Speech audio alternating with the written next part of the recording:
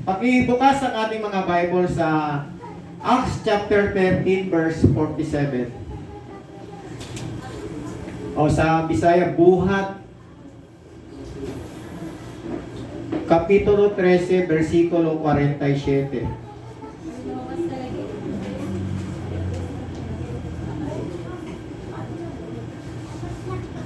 Ayan po. Acts chapter 13, verse 47. Okay, nakita na natin. Sundan na lang ninyo sa inyong mga Bible sa Bisaya. Ang sabi po ay ganito. For the Lord gave us this command when He said, I have made you a light to the Gentiles, to bring salvation to the farthest corners of the earth. Sapagkat ganito ang ipinag-utos sa amin ng Panginoon na sinasabi, inilagay kitang isang ilaw sa mga hintel upang ikaw ay magdala ng kaligtasan hanggang sa dulo ng daigdig. Ganda po ng pagkakasabi, no? For the Lord gave us this command. Sino ang nag-utos? Sino ba? Si Lord. Sabi niya, when He said, I have made you a light to the Gentiles.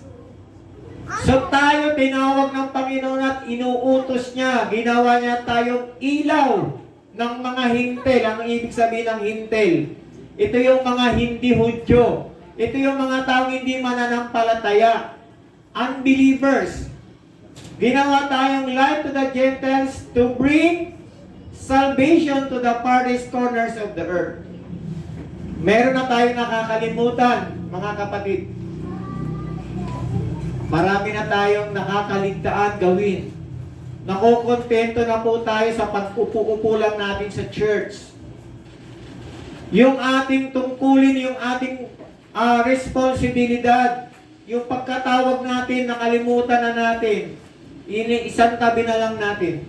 Kasi iniisip na lang natin yung pangsarili natin, hindi yung gusto ng Panginoon. Ang sabi niya, for the Lord gave us His command. When He said, I have made you light to the Gentiles, to bring salvation to the farthest corners of the earth. Let's bow our head, mga kapatid, mag-pray tayo. Father God in heaven, kami po ay lubos na nagpapasalamat sa oras na ito, Panginoon. Pagpalain niyo po ang iyong mga salita, O Diyos, na amin pong binasa. Nawa, Panginoon, turuan niyo po kami sa oras na ito. Salamat sa banal na Espiritu na mangungusap sa amin. At itago mo po, Panginoon, ang iyong abang lingkod upang ikaw lamang ang makita. Salamat po, O Diyos. Nawa, buksan niyo ang aming mga pangunawa sa oras na ito sa pangalan ni Jesus. Amen and amen. Ang ganda po yan yung word na yan. Sapagkat ganito ang ipinag-utos sa amin ng Panginoon na sinasabi, inilagay kitang isang ilaw sa mga hintel upang ikaw ay magdala ng kaligtasan hanggang sa dulo ng daigdig. Yun po yung laging sinasabi natin, naririnig natin yung Matthew 28 verse 19 to 20, yung Great Commission. Go! Sabi niya doon, paglakaw mo, paglakaw. Make disciple of all nations. Teach them. Nakakalimutan na po natin yung mga kapatid. Ito yung reminder lang po sa atin, mga kapatid. Yung ating pong ginagawa sa mundong ito, meron po tayong responsibility at meron po tayong at tayo po ay accountable sa lahat ng ginagawa natin. Yun yung title ko mamaya. So, tignan naman po natin ang sinasabi ng Panginoon sa John 8:12. When Jesus spoke again to the people, He said, I am the light of the world. Whoever follows me will never walk in darkness, but will have the light of life. Si Jesus ay muling nagsalita sa mga tao, sinabi niya, ako ang ilaw ng sanlibutan. Ang sinamang sumusunod sa akin na hindi nalalakad sa kadiliman, kundi magkakaroon ng ilaw ng buhay. Ito yung tanong, mga kapatid, tayo ba talaga ay sumusunod sa Panginoon? Kasi ang sabi niya rito, Sabi niya, ang sino mang sumusunod sa akin, sabi ng Panginoon, na hindi nalalakad sa kadiliman. Oh, di ba? Kundi magkakaroon ng ilaw ng buhay. Ang tanong, tayo ba ay sumusunod sa Panginoon? Kasi kapag tayo ay gumagawa pa ng gawain ng kadiliman, hindi tayo sumusunod sa Panginoon. Iba yung sinusundan natin. Kaya nga maganda yung topic ni Kuya Melbo eh. Dapat maliwanag yung ating dinadaanan kasi kung dilim yan, namumuhay tayo sa kadiliman. Pero kung maliwanag yung dinadaan, nakikita natin. Ano man ang mga sagabal, obstruction na kaharang dyan, alam natin yan, makikita natin. Pero ang sabi niya, ang sino, whoever follows me will never walk in darkness. Yan, tanungin natin yung sarili natin, tayo ba ay namumuhay pa ba sa kadiliman? Hello? Hello mga kapatid? Yan o. Whoever follows me will never walk in darkness, but will have the light of life. Amen? Sinong nakakaalam nito? Ito, familiar to sa atin eh. Matthew 5:14. Sinong familiar sa inyo yan? You are the light and the salt of this world. Ano si pastor kasi laging di-devotion yan eh. So, ito po yan. We are the light of the world. Amen? Sabi mo sa katabi mo, kapatid, ilaw tayo ng sanlibutan.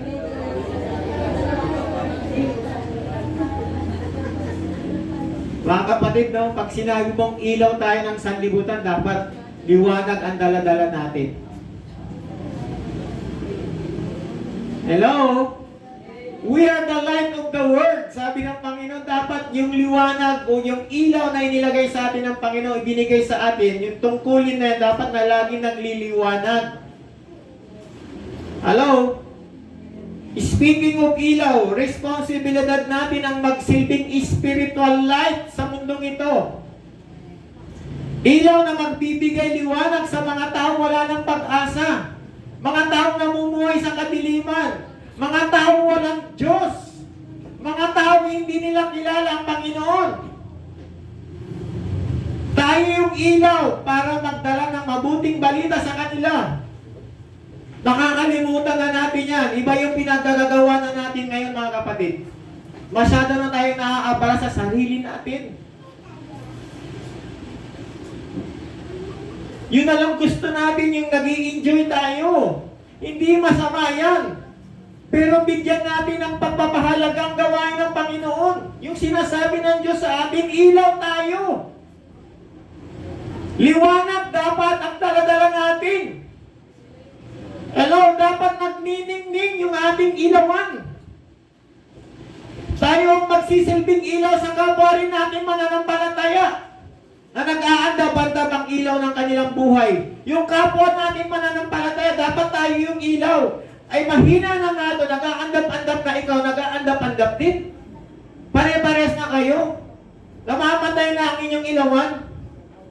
Kasi nga, hindi na nga siya lumalakas yung inyong ilawan dahil kulang na siya ng Holy Spirit.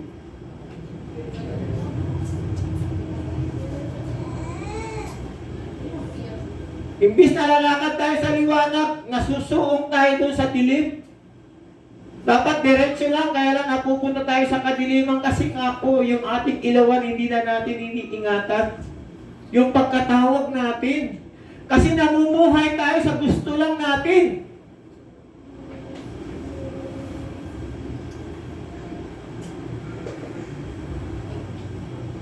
Ganda yung mga kanta kanina. Make me a servant, my heart ever true. Clinging to the cross, I'll follow you. I'll follow you. Hindi tayo tumitingin doon sa cross. Wala na. Mga kapatid, nawawala na tayo. Yung ating direction naliligaw na. Hindi na tayo na i-guide. Kasi nga po namumuhay tayo sa gusto lang natin. Let your will be done. Hindi yun nangyayari mga kapatid. Tayo ang gagamitin ng Panginoon para mangaral ng mabuting balita. Tayo rin ang gagamitin ng Diyos para magpalakas sa mga mahihina. Kaya dapat lang mga kapatid na panatilihin natin na nagliliwanag ang ating ilawan bilang mga tinawag na ilaw ng salibutan ng ating Panginoon. Amen po ba? Tayo ang ilaw na yan. Ikaw, ako, tayong lahat. Ang ilaw na binigay ng Diyos sa atin, tayo yung liwanag ng salibutan ito. Kaya nga mga kapatid, napakaganda eh. Yung mensahe natin ngayon, we are the light of the world. Huwag na natin balikan yung mga kadiliman. Huwag na natin balikan dahil hindi tayo tinawag doon. Tayo yung mga anak sa liwanag. Amen ba mga kapatid? Mayroon akong itinuro noon, mga ilang linggo na siguro yun na nakalipas kung natatandaan niyo yung aking title o tinuro yung ability to responsibility. Sino nakaalala sa inyo? May nakaalala ba sa inyo na tinuro ko noon? Mga ilang linggo lang. Ability to responsibility. Meron? Ngayon ang ating title ito po. Responsibility to accountability. Titingnan natin yung Tagalog nito Balikan natin. Sapagkat ito ang utos ng Panginoon sa amin. Ginawa kitang ilaw sa mga hindi Hudyo upang sa pamamagitan mo ang kaligtasan ay makarating sa buong mundo. Meron tayong responsibilidad, mga kapatid. Church, tayong mga mananampalataya ang gagamitin ng Panginoon to spread good news to the people. Eto na, pag-uusapan natin mamaya, pag-usapan natin, final natin. Sino sa inyo excited papuntang Bitawgan? May kausap ba ako? Wala yata akong kausap Sama ka ba bukas? Ulit. Hoy! Dito lang kami. Wala akong kausap Excited na ba kayo sa pagpunta sa Bitawgan next week? Mukhang nasyasyak kayo, no? Pagkarating sa Bitawgan, ano kayo? Ano ba yung mga iniisip nyo? I-focus nyo yung isip nyo sa salita ng Diyos. Huwag nyo na lang akong tignan. Kung hindi magandang aura ninyo, mood nyo pag nakikita ko, huwag nyo akong tignan. Isipin na niyo ang Panginoon. Ha? Mga kapatid, huwag niyong isipin yung budget na pag-uusapan naman yan. Diyan si Sir Robert Pwede nyo naman, anong tawag doon? Yung unti-unti, installment. Kung ang gasolina ni Sir Robert back and forth ng isang tao, 200, yung install yung 50. Mapapag-usapan yan. Pero alam niyo mga kapatid, yung budget na sinasabi nyo, ilang beses na kayo naligo? Wala ba kayong budget doon? Huwag yung sabihin libre yung budget doon. Ako may budget ako kasi hindi ako pala gastos. Alam niyo kung bakit? Kasi nga pupunta kami ng Maynila, naghahanda ako. Kailangan ko ng budget ko. At ako ay hindi nagsasabi sa inyo na wala akong budget. Marami akong budget. Kasi mayaman si Lord. Then pag sinabi natin wala tayo, mawawala yan mga kapatid. Maniwala kayo. Huwag niyong mga bibig yung walang budget. Merong budget. Andyan si Lord. Amen? Oh, sana marami kaming budget.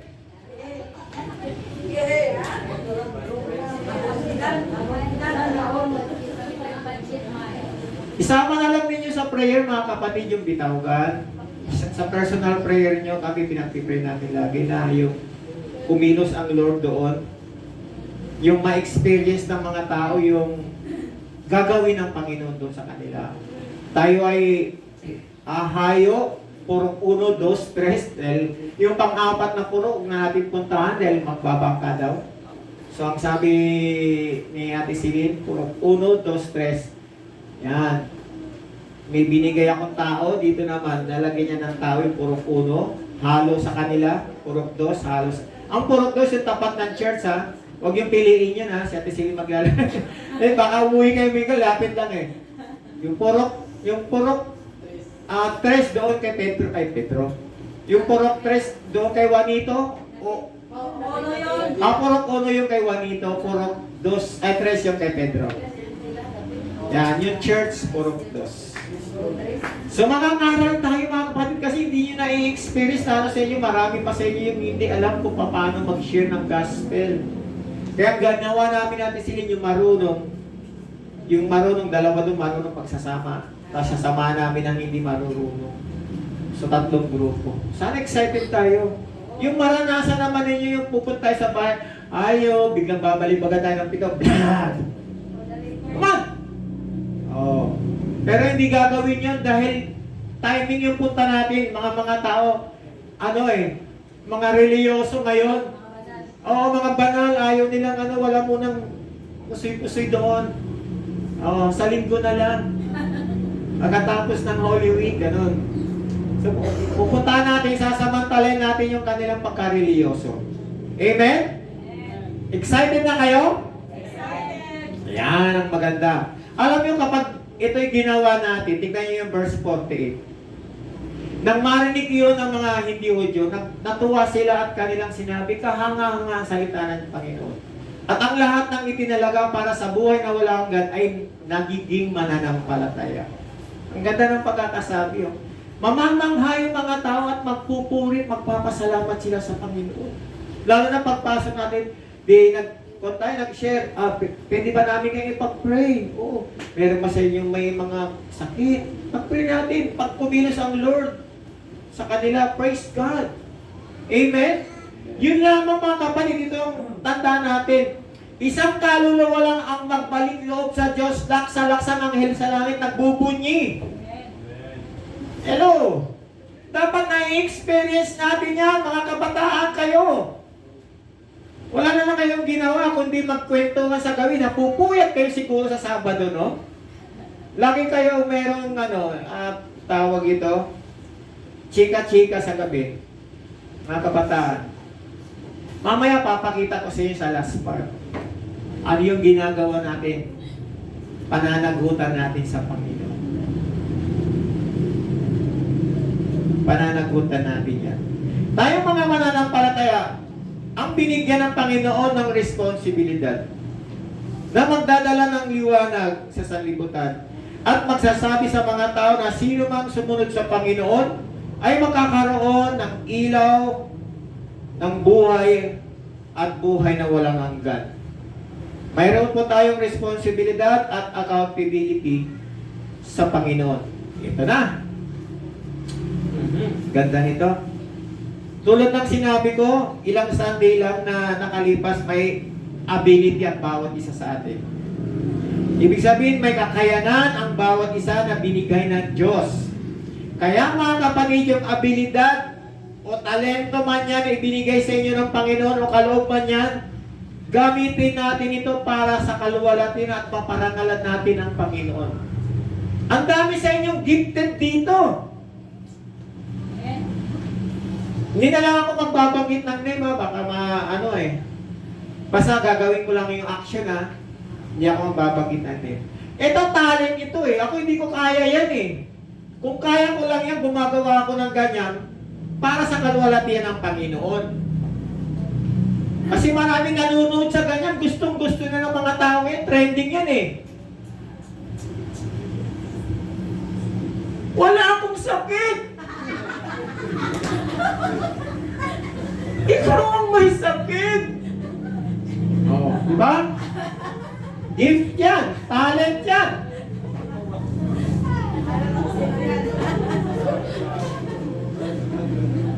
Diba?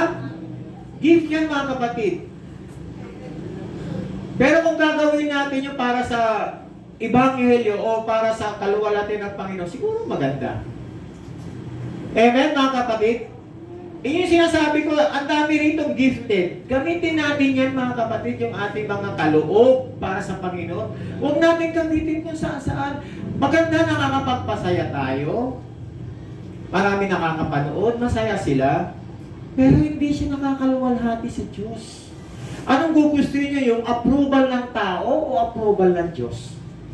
Ako kahit walang manood, pero ang Panginoon nanonood sa pinapalabas ko, okay lang. Kaysa ang daming nanonood, pero tikit naman ang Diyos sa iyong ginagawa. Hello? Nakukuha niyo yung point ko?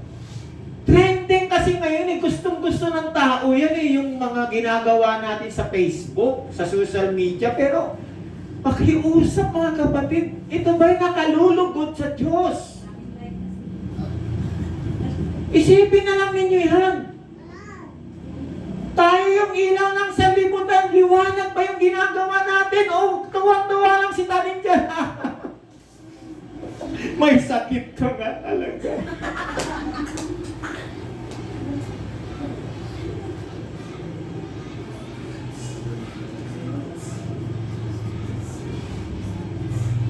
Hallelujah. Ephesians chapter 5 verse 8 to 14. Tinagalog ko na para mas kasi English dito pero may Tagalog yan. Verse 8, dati namumuhay kayo sa kadiliman, pero ngayon ay naliwanagan na kayo dahil kayo ay nasa Panginoon na. Kaya ipakita sa pamumuhay nyo na naliwanagan na kayo. Sapagkat kung ang isang tao ay naliwanagan na, makikita sa kanya ang kabutihan, katuwiran at katotohanan. Iyan ang gusto ng Lord at yan ang gusto ng mga taong makita dapat sa atin bilang mga anak ng kaliwanagan. Hello? Sapagkat kung ang isang tao ay naliwanagan na, makikita raw sa atin dapat ang kabutihan, katuwiran at katotohanan. Amen ba?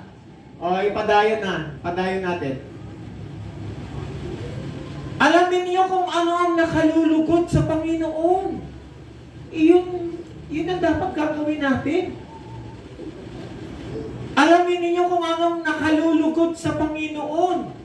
Verse 11, huwag kayong makibahagi sa mga walang kabuluhang gawain ng mga taong nasa kadiliman. Walang kabuluhang, ibig sabihin, hindi nakalulugod sa Diyos. Huwag kayong makibahagi. Sa halip, ipamukha nyo sa kanila ang kasamaan nila. Meron tayo, halimbawa, meron tayong mga kasamaan, hindi maganda yung ginawa, ipamukha nyo, i-rebuke ninyo.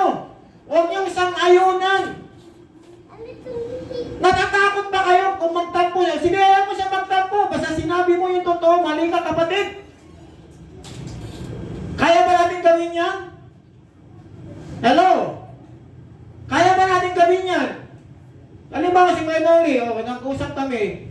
Mali yung ginagawa. Dapat, kuya, mali yung ginagawa mo. Anong iisipin niya? Magtatampo sa akin, lalayo aalis? Sige. Basta sinabi mo yung katotohanan, yun ang gusto ng Lord eh. Dapat makita sa atin yung katuwiran, katotohanan. Namumuhay tayo sa katotohanan, kuya, mali yung ginagawa mo. Mali na nga. Gustong-gusto pa. Yan ang gusto ko. Appear tayo dyan. Sama tayo. Natutuwa tayo sa mali. Open rebuke is hidden love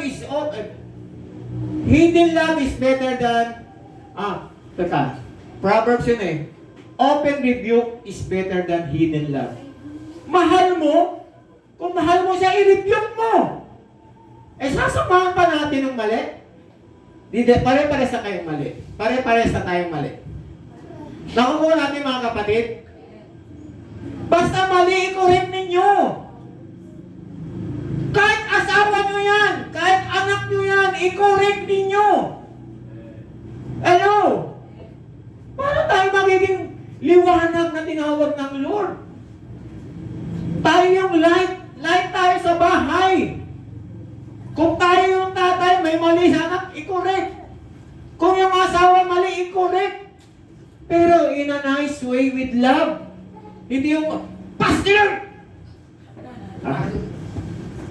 Sorry Aga-away. Huwag naman ganyan, ha? Mali yan. huwag mong gawin niya mali yan. I-correct natin. Hello? Tapos mali na nga. Hanap pa siya ng ano, para, imbis na yun mag-correct din, sumang-ayon na rin. Hello, Mare! Ganito. Ganun ba? Oo, sama ako dyan. Ano bang pag-uusapan natin? Imbis na yung magkukorek, nasama na. Yung kanyang damdamin na, dala na rin. Naniwala na rin, di ba? So mga kapatid, mali. Ang sabi diyan, alamin ninyo kung ano ang nakalulugod sa Panginoon. Verse 11, huwag kayong makibahagi sa mga walang kabuluhang gawain ng mga taong nasa kadiliman. Sa halip, ipamukha nyo sa kanila ang kasama nila. Nakakahiyang banggitin man lang ang mga bagay na ginagawa nila ng lihim. Pero kung pagsasabihin nyo sila sa masasama nilang ginagawa, malalaman nilang masama nga ang kanilang mga ginagawa. Walang nagre-rebuke Walang nagko-correct Inaayaan lang Kaya nga ito yung nangyayari. Sama-sama na lang. Hello, remind ito sa atin ng Panginoon sapagkat maliliwanagan ang lahat ng naabot ng liwanag ng katotohanan. Kaya nga sinasabi, gumising ka! Ikaw na natutulog, bumangon ka mula sa mga patay at liliwanagan ka ni Kristo. Yung buhay mo, yung buhay spiritual mo, gumising ka! Arise, shine! Namamatay na yung ilaw na binigay sa iyo ng Panginoon. Nag-aandap-andap na. Pag ganyan ang buhay natin, lalamunin na tayo ni Satanas. Ang maghahari sa atin, puro mali. Kahit tama, mali pa rin sa inyo. Mali pa rin sa paningin natin. Mga kapatid, gumising tayo. Kung alam nyo hindi nakalulugod ang mga ginagawa nyo, kung alam nyo hindi nakalulugod ang pinagkikwentuhan natin, itigil natin yan. May nakakakita. Ang sabi niya, may nakakakita yung mga ginagawa natin sa lihim. Mabubunyag yan. Walang lihim na hindi mabubunyag. Walang sikretong bagay na hindi malalantad. O ito, isang halimbawa, posporo. Alam mo yung posporo, yung box? Matchbox. O lagyan mo ng kanin, kuha ka ng kanin, lagyan mo ito sa loob, sara mo. Sa palagay mo, hindi kaya sisingaw yun? Wala tayong maitatago, sabi ng Panginoon, lahat ay hayag, lantad. Kahit gawin mo sa lihim, alam ng Lord. I-expose ka ng Lord. Kapag in-expose ka ng Panginoon, magpasalamat ka. Dahil mahal ka niya, dinidisiplina ka niya, kinokorek ka niya. Ang problema, kapag kinorek mo, galit pa rin. Walang mangyayari, mga kapatid. Walang mangyayari, napakaganda nga yung puso ni David. Nung siya'y kinokorek, humble kagad siya, inaamin niya, nagkamali ako. Ito yung paalala sa atin, mga kapatid. Dapat hindi ganun yung ating attitude. Unawain natin, merong mga bagay na akala natin, kumbaga, hindi natin maisip, akala natin yung mga sinasabi ay, patama na naman ba sa akin to?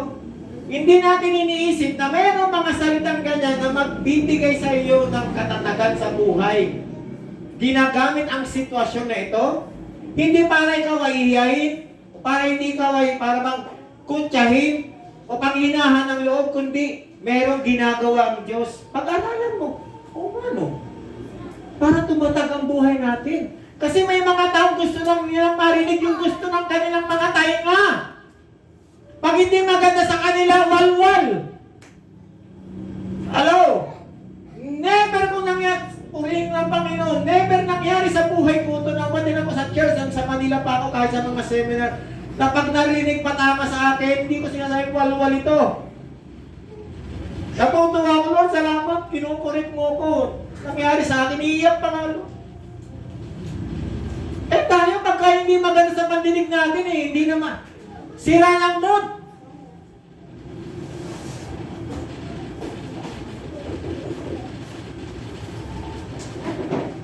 Paano pa yung ilaw natin yan? Mag-aandap-andap. Tinawag tayo ng Panginoon ng ilaw na sa libutan ito. Ngayon, paano natin gagamitin ang ilaw? Paano nyo gagamitin ang ilaw na ibinigay sa atin ng Panginoon? May ilaw ka nga. Ang ganda ng dinadaanan mo, maliwanag.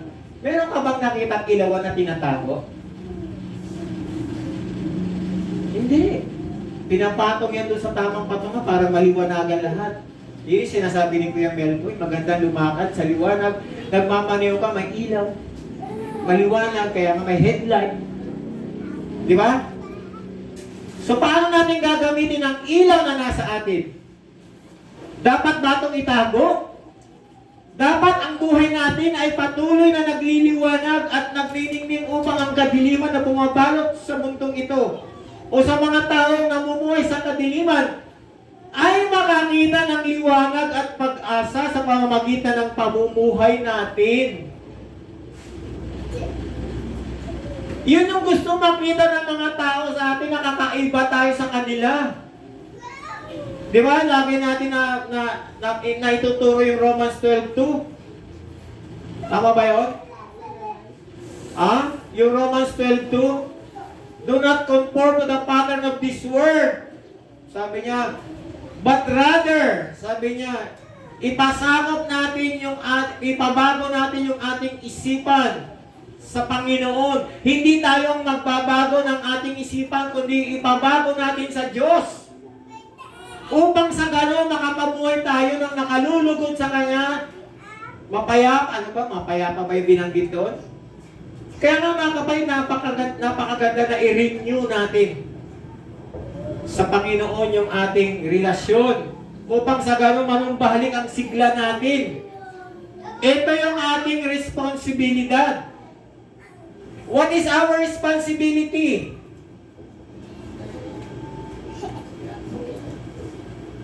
Share the gospel of Jesus Christ. Yan ang ating responsibility. Share the love of Jesus to people. Alam niyo mga kapatid, anak tayo sa liwanag, tayo yung nakakaalam ng katotohanan. Sana namumuhay tayo sa katotohanan. At dapat hindi natin ikinahihiya ang ebanghelyo ng Panginoon. Huwag tayo dapat maging ignorante. Dapat alamin natin, pag-aralan natin yung mga talent nga ninyo na binigay ng Lord. Lalo yung pinag-iigihan pa eh. Explore kayo ng explore dyan sa mga ano. Ako wala akong kalam-alam dyan eh. Kung alam ko lang yan, ang gaganda sana ng lumalabas dyan. Salamat lang ako kay John Lee dahil nung nandito siya nakatid, tinuruan ako kahit ng mga basic lang. Eh yung iba, pagka naglabas yun, may pagganong-ganon pa, may mga ano, mga sa loob pa yan, may mga drawing kung ano ng mga tao dyan o mga bahay. Ang gaganda ng ginagawa. Maganda yung nakakatulong yun, pero hindi na kailangan ng ganun eh. Simple lang ang tinuro sa akin. Salamat sa Panginoon. Pero kung magaling lang ako, gawin natin yun. Para sa Panginoon, hindi para sa atin. Hindi tayo magiging sikat. Ay nako, magiging sikat chupoy kayo. Si Lord dapat ang sikat dito. Hello? Nakukuha natin mga kapatid? Baka mamaya pag uwi nyo, iba na naman ang pakiramdam nyo ha. Takbuhan na naman kayo sa inyong mga ano ha. Get together doon sa online ha. O si Pastor Bob nagwalwal.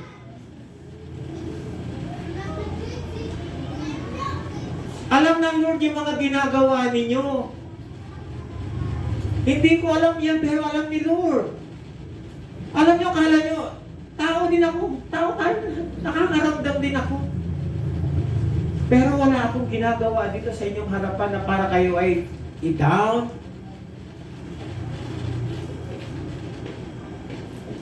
Mensahe ito ng Panginoon para sa atin ito. Hindi lang para sa akin, para sa ating lahat ito. Sana magkaroon tayo ng malasakit sa mga taong naliligaw.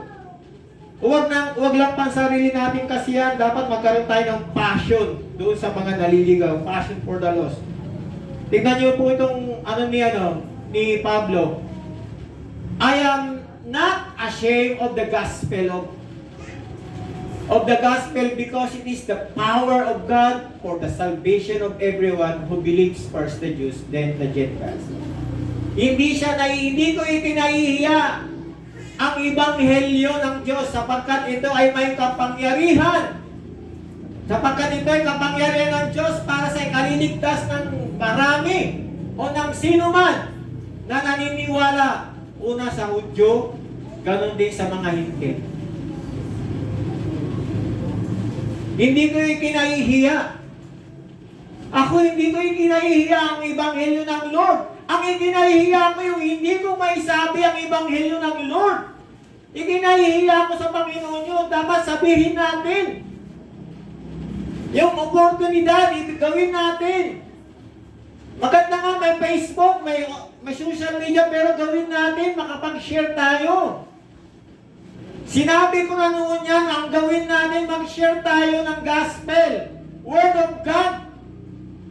Pag yan ang ginagawa mo, tama yan. Kahit iilan lang yung nag-like dyan kasi may mga ayaw ng mga ganyan. Pero kapag hindi na Word of God, ang daming like. Pero hindi like ni Lord. Hindi like ni Lord. O dito na po ako magkukonklud para kasi magkakaroon tayo ng kunting final na natin. Dito na po ako magkukonklusyon. How can you say you want to spend eternity with God? If you don't spend time with Him now, yan ang tanong. How can you say you want to spend eternity with God if you don't spend time with Him now? Meron tayong responsibility. Ibig sabihin, responsibilidad, tungkulin. Meron tayong tungkulin. Ang business natin ay God's business. May mission tayo, may duty tayo, may obligasyon tayo. At yung ating responsibilidad may kaakibat. Accountability, accountable tayo sa Panginoon. May pananagutan tayo sa Diyos. Ito na yung mga versikulong ginawa ko. Pakibasa lang po, 1, 2, 3. Tandaan niyo sa araw-araw ko, pananagutan ng tao ang bawat walang kabulukang salitang sinabi niya. Tandaan natin. Sabi ng Panginoon, tandaan ninyo. Sa araw ng pag-uukom, pananagutan ng tao ang bawat walang kabuluhang sinasabi niya. Salitang sinasabi niya. Magbitaw tayo ng praise God. I-bless mo sila, Lord. Kahit na kinukutsa tayo parang yung nakaraang Nuebes, Kuya Archen, di ba? Yung tinuro niya, Kuya Emel, natandaan niyo ba yun? Yung kanyang tinuturo na sabi niya, mahalin mo yung kaaway kapag nagugutom, pakainin mo, kapag nauhaw, painumin mo. Di ba? Yun yung tinuro niya, Yun yung topic namin ng mga kalalakihan ng Nuebes. Paano natin gagawin yun? O so, kanya-kanya kami ng puro-puro. Ganda yung dumarating. Ay, sabi ko nga, nung pagkatapos na sinabi ko nga, halimbawa si Emil, inaway niya ako. Hindi ko naman kaaway si Emil, yung espiritong nasa likod niya yung kaaway ko. Hindi si Emil physically. Ginagamit lang siya ng espiritong nasa likod niya, espiritu ng kadiliman, para sirain ako, para manghina ako. Ganun yun, hindi. Pagka aawayin din Hindi tayo magkaaway. Tandaan ninyo ito mga kapatid, walang magkaaway dito. Yung mga espiritong nasa likod natin, kapag yan ay nangangaway sa inyo, yung nasa likod niya, i-rebuke ninyo. Oy, lumayas ka! Hindi kita kailangan dito sa likod ko. Anak ako ng Diyos. Anak ako ng kaliwanagan.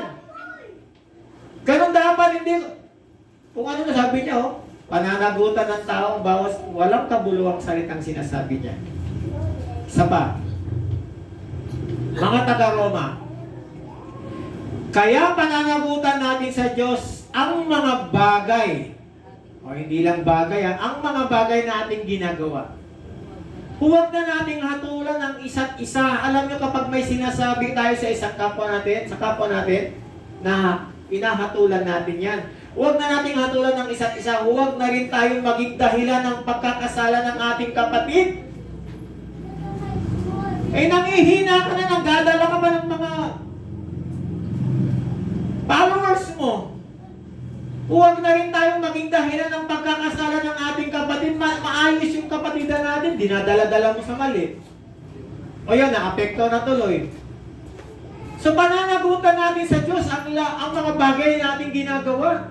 O verse 13. Ay, wala na. Ano nangyari doon?